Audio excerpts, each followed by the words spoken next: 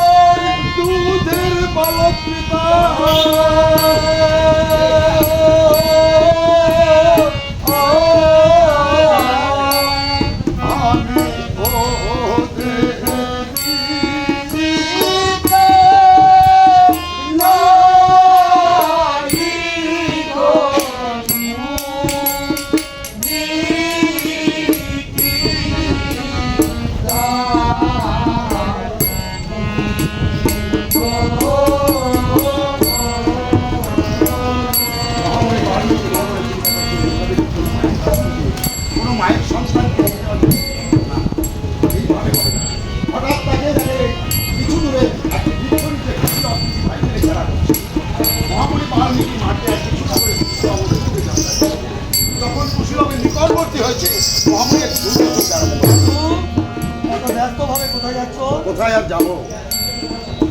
আরে আজ ধ্যানযোগে আমি জানতে পারলাম একটি নিমন্ত্রণ থেকে আমি বঞ্চিত আছি, আর এখন সেই নিমন্ত্রণটি আমাদের বিকল্পতি হয়েছে। তাই মনে মনে ভেবেছিলাম কি জানিস, তোরা তো কোনোদিনও নিমন্ত্রণ খেতে যাসনি, তাই আজ ভেবেছিলাম তোদেরকে সঙ্গে করে নিয়ে আমি নিমন্ত্রণ খেতে যাবো, কিন্তু মা তোদেরকে যেতে চায়। মাধব, তুমি একটু অপেক্ষা করো, আমি এক্ষুনি মায়ের কাছ থেকে বিদায় নিয়ে আসি। কুশীলব দুটি ভাই ছুটতে ছুটতে গিয়ে পরজনে বলে শোনা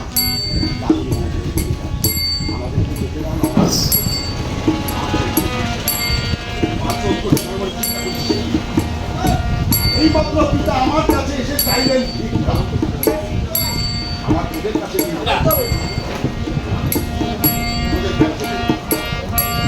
যাবো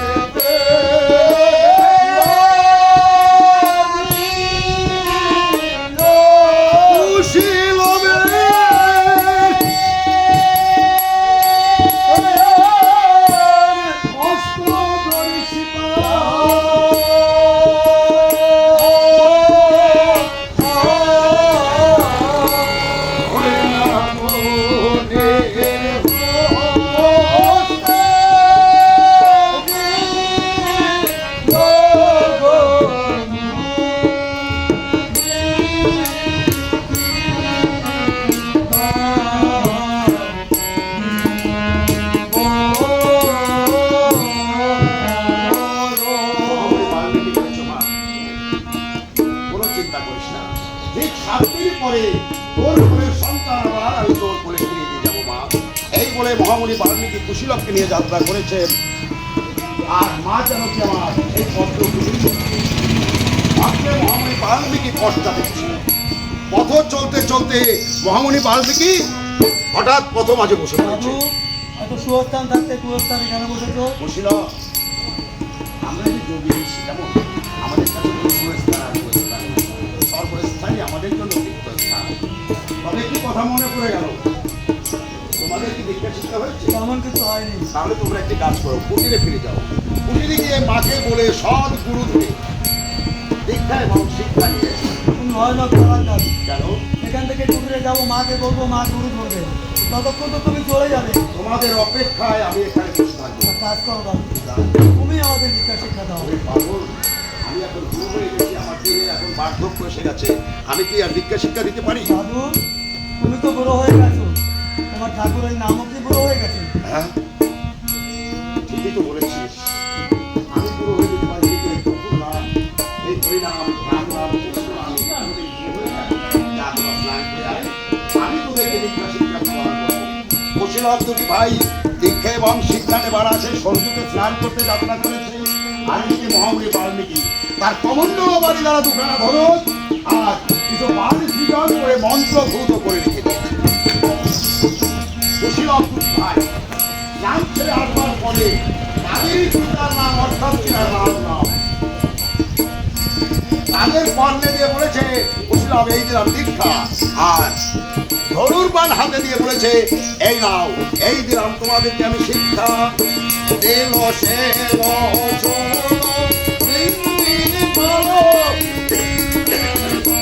আরো ঢাকো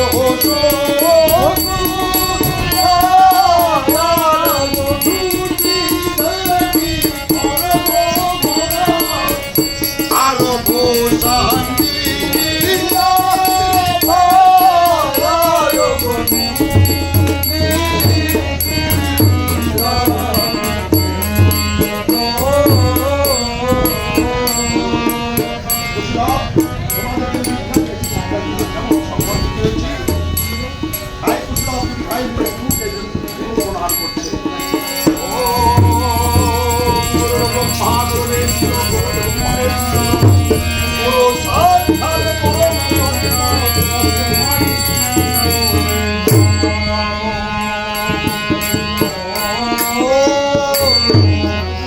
কুশীলব